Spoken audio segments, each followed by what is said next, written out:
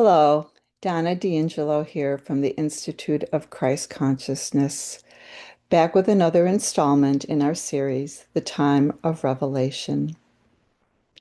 Before we begin with our new episode, I just want to share my heartfelt thanks to all of you who have come on to view the videos and especially have liked them. I'm deeply grateful for your interest, and I hope you have found them to be helpful for your spiritual journey.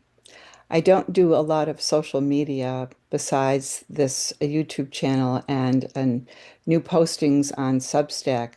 So besides the Institute of Christ Consciousness website, we're using the YouTube channel as the social media to get our word out.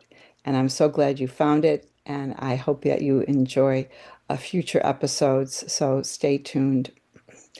Today, the topic is something that might be controversial for people to hear because it goes against a very long-standing tradition, and that is our creation story, Adam and Eve and the Garden of Eden.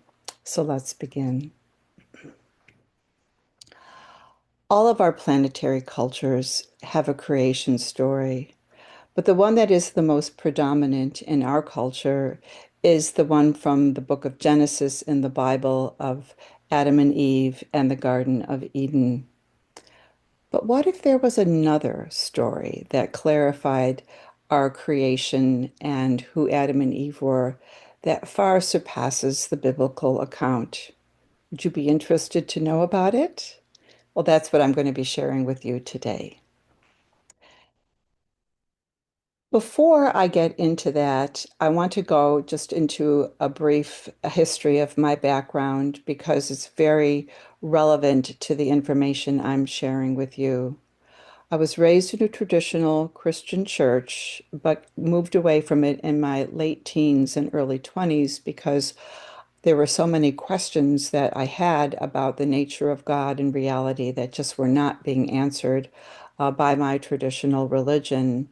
So when I found the Urantia book in 1975, when I was 21, I immediately gobbled up all of the information, especially the creation story and Adam and Eve, and I had to conclude that it was true because it made so much sense and it answered everything that I was not getting from my traditional upbringing. The life impartation on our planet was divinely designed after our material world evolved to a certain point where it could contain life over a long period of evolution. The evolutionary process is not something that happens overnight. It is very slow, purposeful, and takes many years to cultivate a planet that is very raw to a heavenly state of consciousness. Our first life impartation was occurred many millions of years ago when the personalities, spirit personalities known as life carriers, imparted the life plasm for our planet into the seawaters all in several places around the globe. The life carriers are those spiritual scientists who actually put together the electrobiochemical constituents of our physical nature, and they bring that composition in a that is very small into the planet and impart it into the waters where our divine mother, who is the universe womb of consciousness, imparts the life spark into that life plasm to animate it, to give it the ability to grow and evolve and ascend. And that is the origin of how we begin. Now, I'm giving you, of course, the Cliff Notes version, but from part three in the Urantia papers, you can learn more about this beautiful process.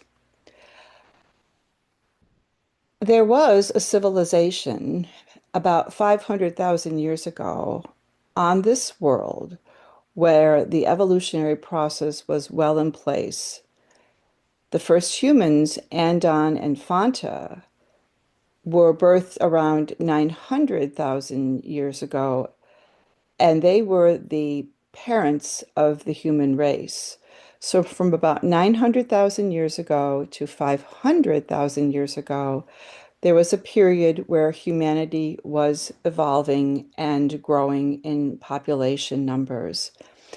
At some point in every planet's evolutionary process, spirit beings come to the planet with their helpers who can be visibly seen by the indigenous population, not the spiritual authority or the what you might call the administrator, but the individuals who have volunteered to come to this world from other planets who have gone through a tremendous amount of rigorous training to come to a very young planet that's still very immature and teach us the ways of how we grow a higher social institutional model.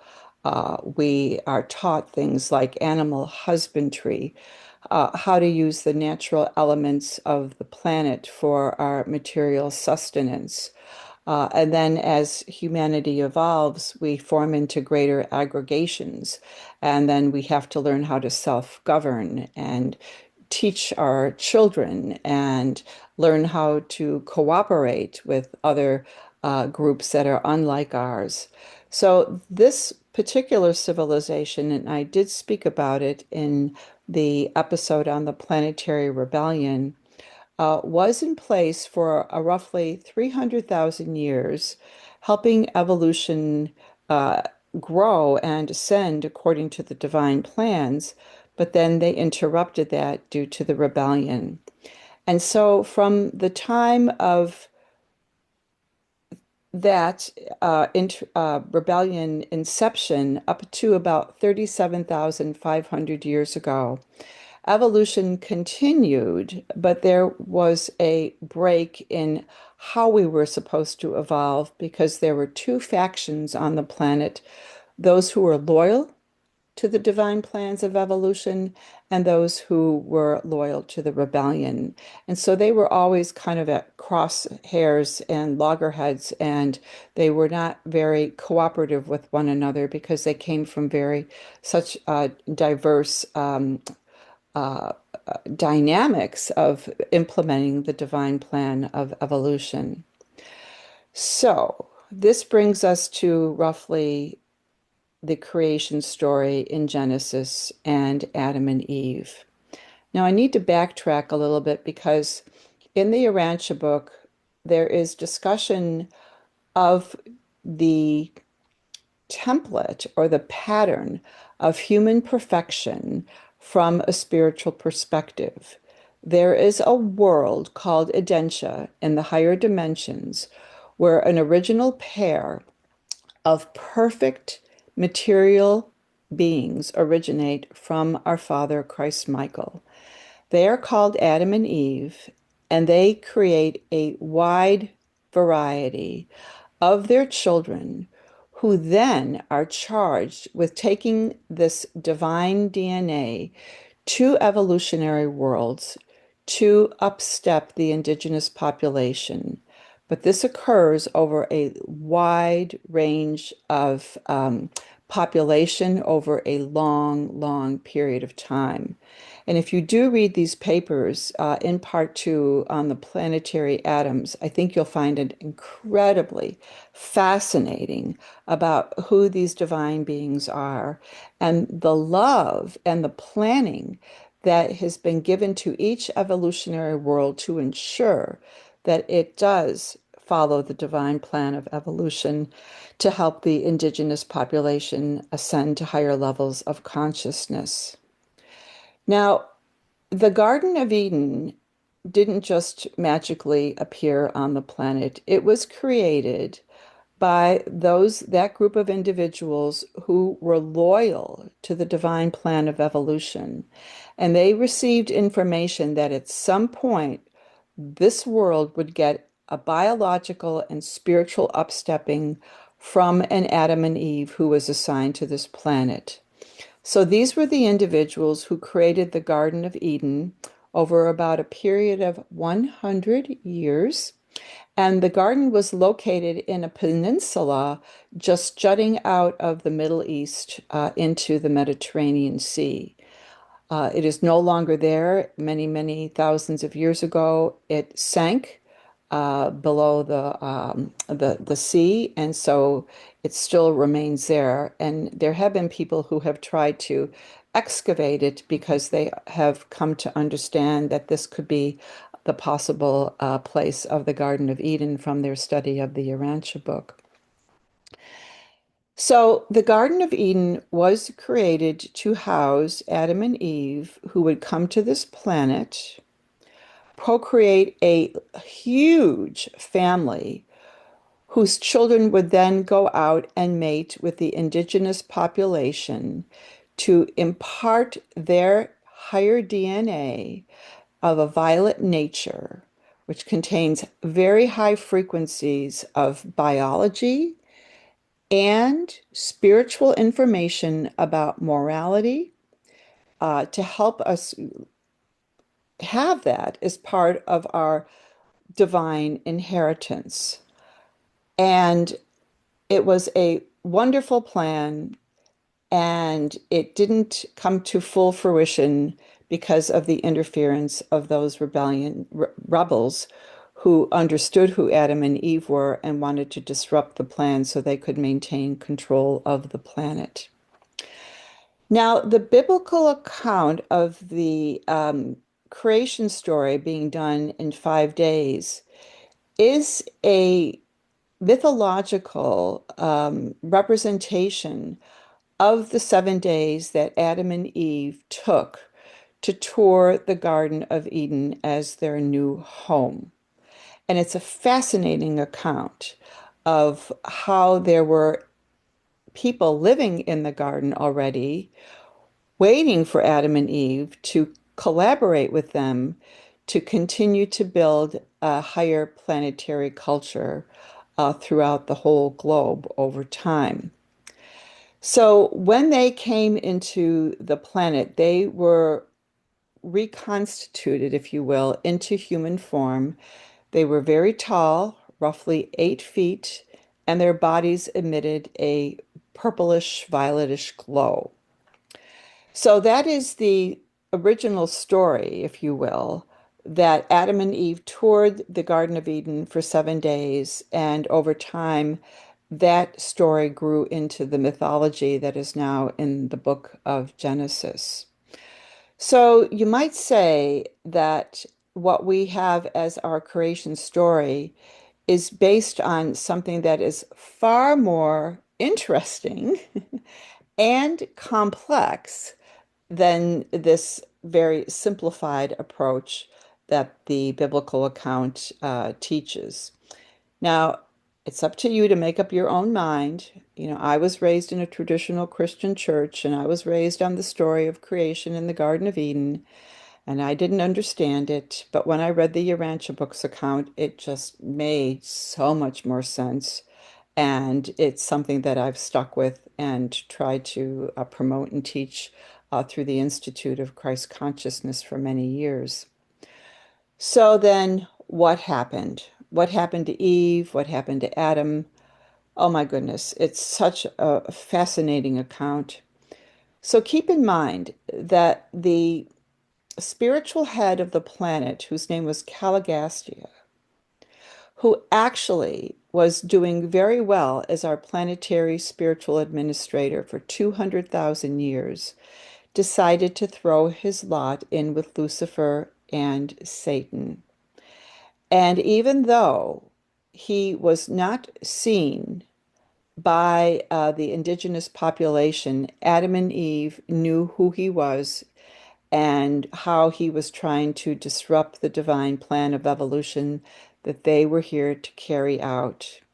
So instead of Caligastia confronting Adam and Eve directly to entice them to go along with his plan of evolution, he did something different. He started to infiltrate the mind of one of the residents of the Garden of Eden from the indigenous population. He fed him with information, speaking into his mind through various circuits of communication. And over time, what he was trying to get this gentleman to do, his name was Sarapatasha. It's a big name. He was an indigenous human who lived in the Garden of Eden. He was a beautiful human being, and he would talk with Adam and Eve about their plans, as did other residents of the Garden of Eden, because Adam and Eve were collaborating with the residents of the garden to develop their plans of evolution. Well, Sarah Patasha started talking about accelerating the process, and he started to feed Eve with ideas about straying from Adam's side and to procreate with another indigenous population so that the indigenous population would get more of the Adamic DNA faster.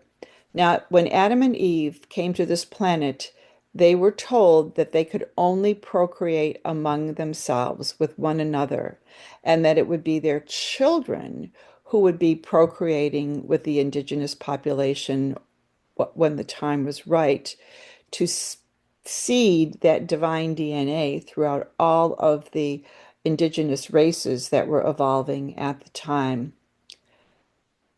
Sarapatasha finally convinced Eve, it took several years, to mate with another indigenous gentleman by the name of Cano, and this is significant. And she did. She mated with him and she became pregnant with Cain, who was half indigenous human and half divine human. When Adam found out about it, he was heartbroken. And there was an angel, and it's recorded in the Bible that this was the voice of the Lord, but it was an angel who spoke to Adam and Eve and said that they had defaulted. Adam did the same thing as Eve. He went out and mated with one of the indigenous women, and she became pregnant with a daughter. Unfortunately, when this event happened, it was a default of the divine plan of evolution that Adam and Eve were here to develop for the planet.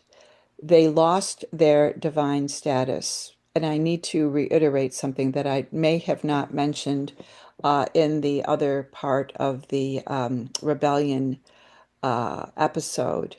There was a tree of life that was given to this planet to help the people in the Dalmatia civilization from 500,000 years to 300,000 to 200,000 years ago ingest the energies of the tree of life so that they could maintain their status of eternal life on the planet. Van and his associates took the tree of life and conserved it for thousands of years before implanting it into the Garden of Eden. This tree of life was a living substance of higher divine physical frequencies so that Adam and Eve would retain an immortal status while they were here on the planet. Unfortunately, when this default occurred, they didn't rebel, but they made a misjudgment. And it was very possible to do that because they have free will choice, and Eve was very much taken into this place of a deviation of the divine plan without her real consent. She was tricked into doing this. So what happened was after Eve committed her act of folly with Cain and Adam with the woman who became pregnant with his child, all chaos broke out in the Garden of Eden, and the word spread into the adjacent population living outside of the garden that this divine revelation was now in danger of default and the indigenous population raided the Garden of Eden, drove Adam and Eve out, chopped down the tree of life, and Serapetatia, who was instrumental in deceiving Eve unknowingly, went and committed suicide. And so the garden was wrecked, and Adam and Eve had to leave the garden with the children they had already procreated and many of the residents of the Garden of Eden, and to find another place where they would begin from scratch. And so that's where you get some of the traditions of by the hands of your labor you will toil. When they came to the Garden of Eden, it was already prepared for them. They had a home, they had food, there was a rudimentary culture established. So when they had to leave the Garden of Eden, they had to start out from square one. When Eve birthed Cain, and of course, Cain was also one of the ones who perished. When Eve birthed Cain, she also took Adam's daughter and nursed them, and they grew up together. But there was always a stigma, especially upon Cain, as being what you might call a half-breed, because he was both had the divine DNA in him and the indigenous DNA.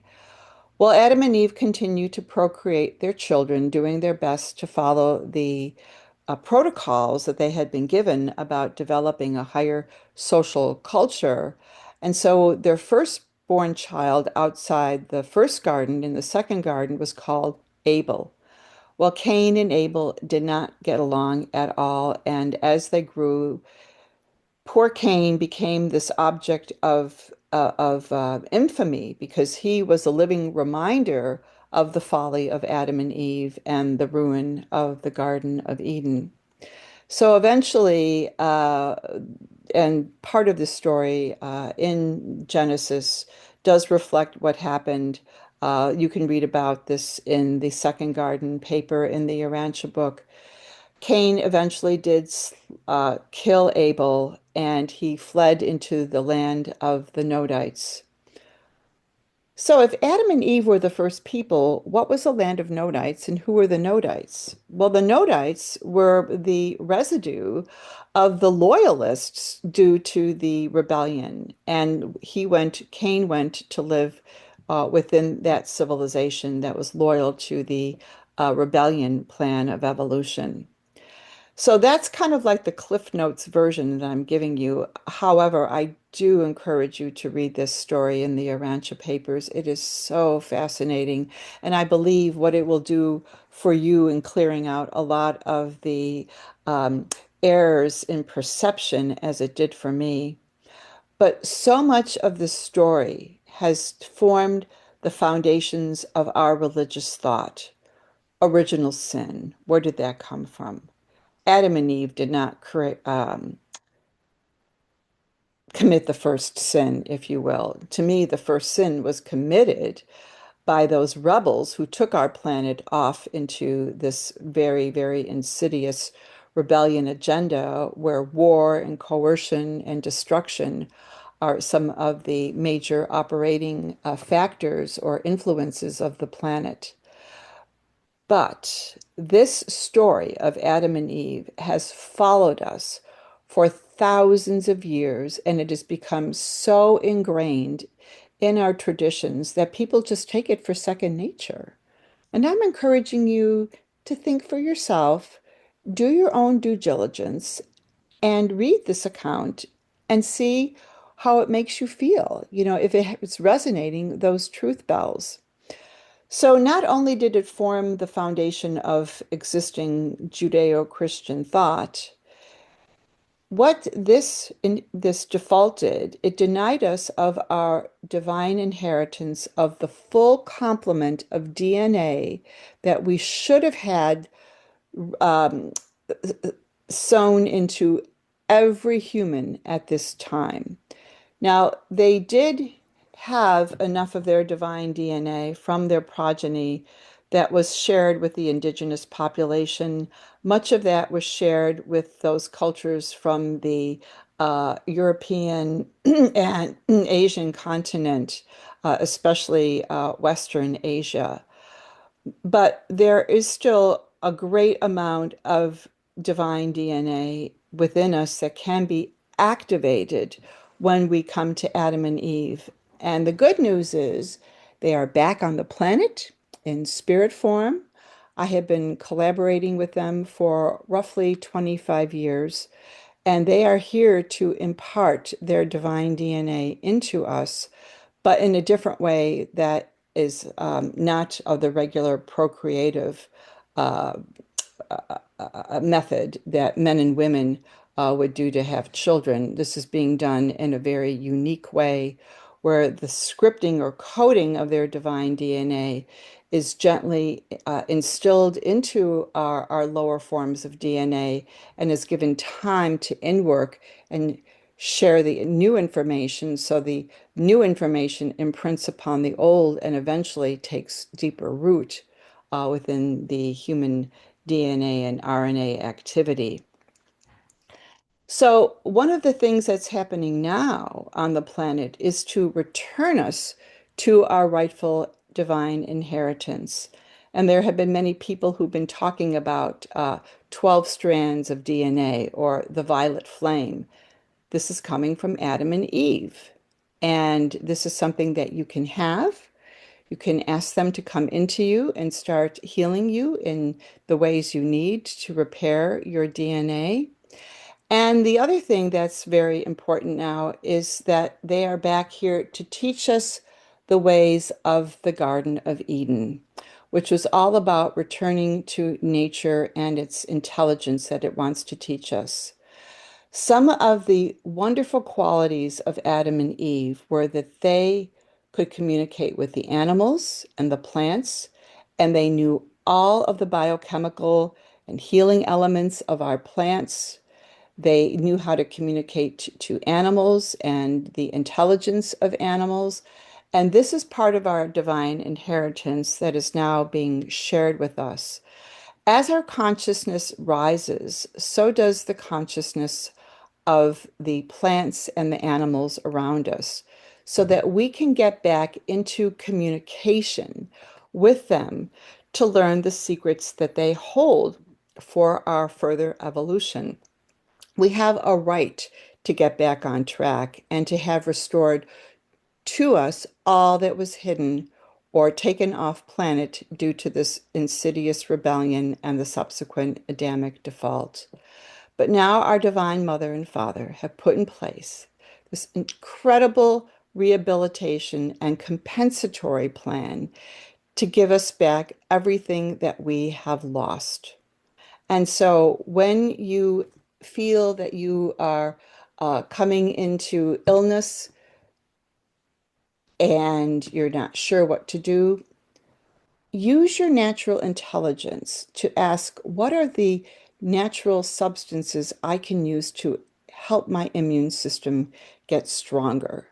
One of the things that Adam and Eve were here to do was to improve the function of the human immune system so that we would be more resistant to the disease-ridden pathogens that we are susceptible to. Their divine DNA would have been enough to keep us very much immune from these disease pathogens, so that so much of the disease that we have to encounter from bacteria or virus would not be a factor anymore because our immune systems would have so much of this divine DNA. So, this is one of the things that is happening now on the planet to return us to these beautiful violet strands of their DNA. It is not happening quite the same way as it was originally planned, but the wonderful news is that divine love is such that it will always find plan B, if you will, and give us the compensations that we seek.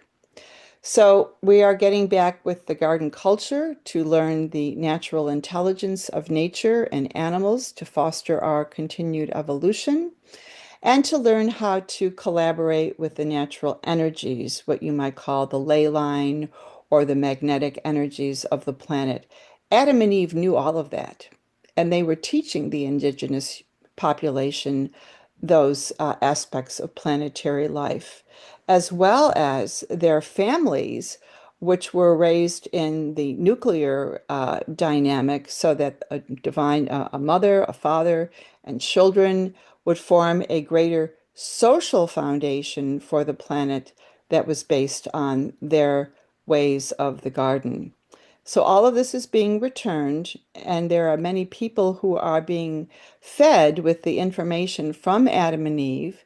They may not know who Adam and Eve are from this perspective, but nevertheless, this information is being returned to us. And one of the things we do at the ICC through generational healing is hold a space for Adam and Eve to come into your energy system and begin sharing their divine DNA with you. And so this is a service we provide if you're interested in exploring that. And we can set up a consultation if you're interested, and I can explain a little bit more about how this process works. So, in closing, this is again more of the um, abbreviated version of the creation story and Adam and Eve in the Garden of Eden. And I hope that you will think about this, take this into your heart, take this into your spirit, and ask, is this something I need to learn? Is this something that's resonating? How can I proceed forward in studying more or learning more about this event that happened on our planet and to get us back on track? Now, from the default of Adam and Eve, there have been many traditions in our religious institutions that began from all of the, um, let's say, the legacy of the Garden of Eden and their culture that just got a little bit garbled over time. And so we have this in distorted form now through the book of Genesis.